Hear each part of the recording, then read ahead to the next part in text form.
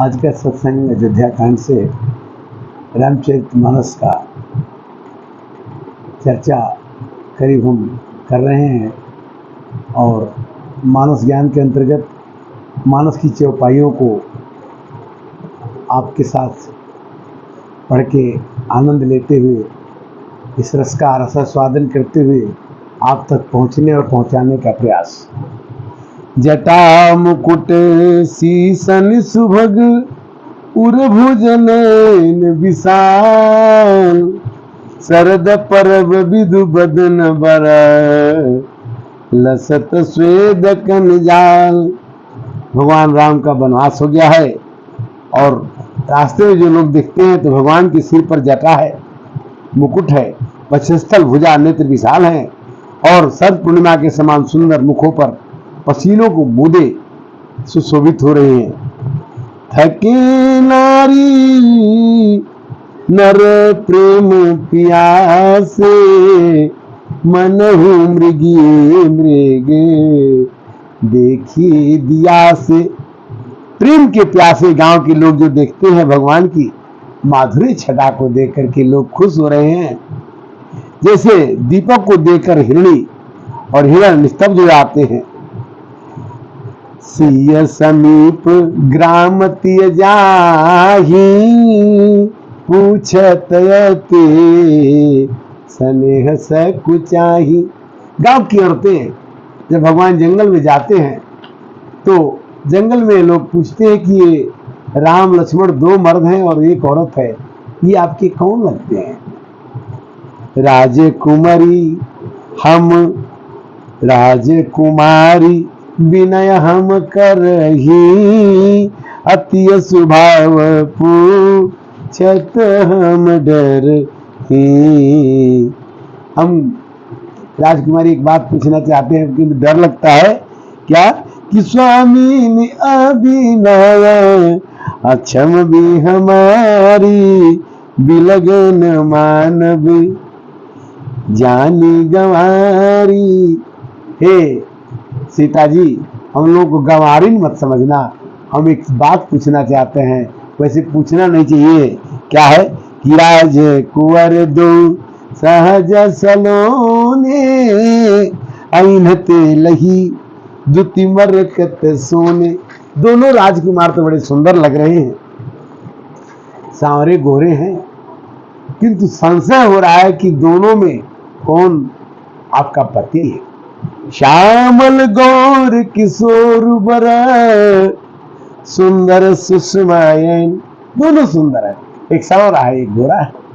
असरद सरवरी नाथ मुख सरद सरोरुहनैन।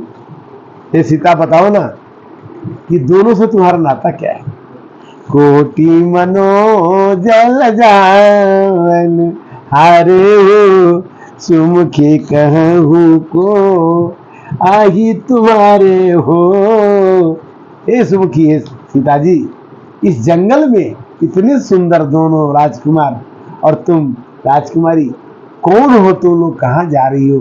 शर्म आती है पूछने में, किंतु सहज स्वभाव सुभग तन गोरे हो राम लखन लघु देवर मोरे हो। सीता जी ने बड़े प्रेम से कहा कि जो सुंदर सहज स्वभाव के लगते हैं, गोरे बदन के हैं, वो मेरे छोटे देवर हैं, उनका नाम लक्ष्मण है। अब बहुरे बदन विधुअल चल ढाकी पियतन चितई भोह करी बाकी। आजकल की तरह से नहीं, सीता जी ने अपने घूंघट ढक करके आंखों को इशारा करते हुए बताया वो मेरे लगते हैं। क्या लगते हैं? केवल घूंघट के इशारे से बता दिया। उन्होंने ये नहीं कहा कि पति मेरे राम हैं और मेरे पति लगते हैं। कैसे कि बहुरी बदन विधु अंचल ढाकी पियतन चितई और भौह करी। पियतन चितई, अपने पति की ओर अपने नयन को लिखाते हुए और आंखों को टेढ़ा करते और समझा करके खंजल मंजू तिरछे नैननी, अपने आंखों को तिरछा कर लिया, टेढ़ा कर लिया। खंजन मंज तेरे छे नैनी निज पति कहूं तिनहि सिय सैन। उनको आंखों के सहारे से सीता जी ने अपने पति बता दिया, वाणी की जरूरत नहीं पड़ी। कितनी सुशीलता, कितना स्वभाव में मधुरता। राजकुमारी होते हुए भी, राजा जनक की पुत्री होते हुए भी, राजा दशरथ की पुत्र वधु होते हुए भी सीता जी ने क्या चीज दिखाई। भाई मुदित सब ग्राम बधूटी जय जय सीताराम। रंकन राय रास जन लूटी जय जय राधे श्याम। तो इस तरह से उनके मन में जो भाव था कि कौन पति है कौन देवर है बताया।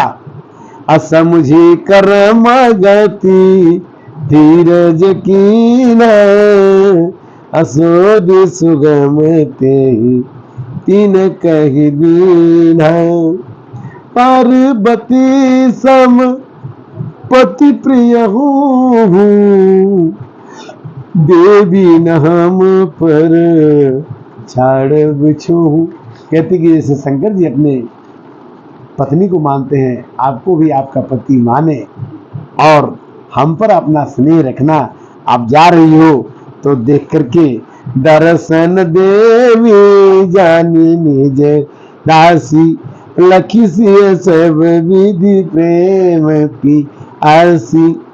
मधुर बचन कही कही पर तोसी अजन को मुदनी कौमुदी पोसी। इस तरह से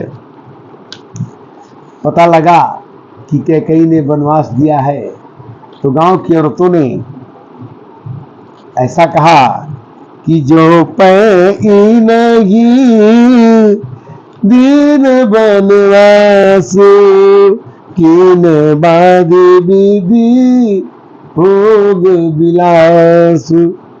यही धीर चही में बिनु पद त्राना रचे बाद विधि बाहन नाना। कहती हैं औरतें कि इनको बिना पद त्राण के, बिना चप्पल के, जूता के किसने वनवास दे दिया, क्या ऐसी इन्होंने गलती कर दी। एक कहेगी ये सहज सुहाए आप प्रगट भये विधि न बनाए। एक तो कहती है कि लगता है कि जन्म नहीं लिए होंगे, डायरेक्ट पैदा हो गए होंगे, अवतार नहीं लिया होगा, ये सीधे भगवान ही हैं। देखहु खोजी अभुवन दस चारी कहा यस पुरुष कहा यस नारी। अयोध्या कांड में भगवान वनवास जाते समय औरतों द्वारा कितना प्रशंसा पाते हैं कि 14 वर्ष में ऐसा सुंदर राम और सीता देखने को नहीं मिलेंगे। कि न बहुत श्रम ने कन्याए जय जय सीताराम तेरी सावन आन दुराए जय जय राधे श्याम।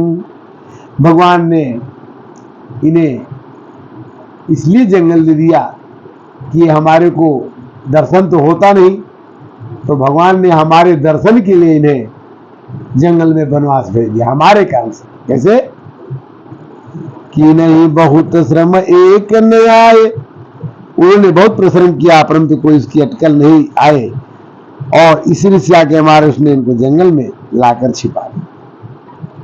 कोई कहता कि भगवान को लेकर हमारे लिए जंगल में किसी ने छिपा दिया है। ते पुण्य पुण्य पुंज हम लेखे अजय देख ही जिन देखे। बड़े हम लोग भाग्यवान हैं, बड़े पुण्यवान हैं जो हम इस तरह से भगवान को जंगल में देखने का अवसर मिला। यही विधि कही कही बचन प्रिय लेगी नयन भरनी कि चल मार गय गम सुठ सुकुमार शरीर सियावर राम जय जय राम मेरे प्रभु राम जय जय राम।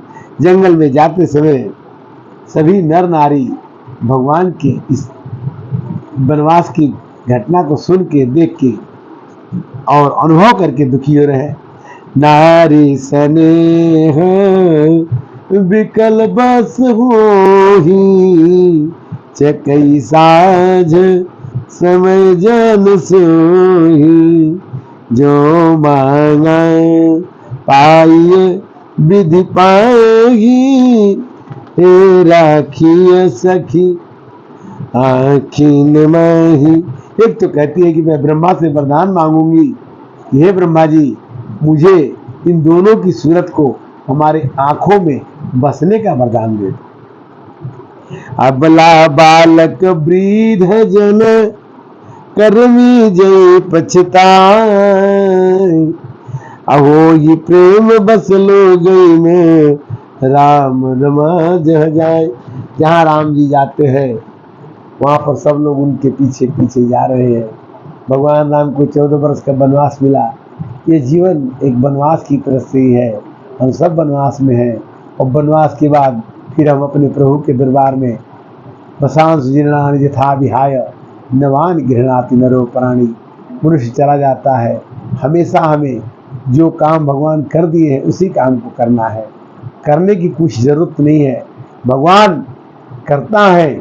सब ही नचावत राम गोसाई, अपने रहत लखुट की नाई। कथा का विश्राम अगली कथा में फिर मिलेंगे। तब तक के लिए हरे राम राम राम, सीता राम राम राम, हरे राम।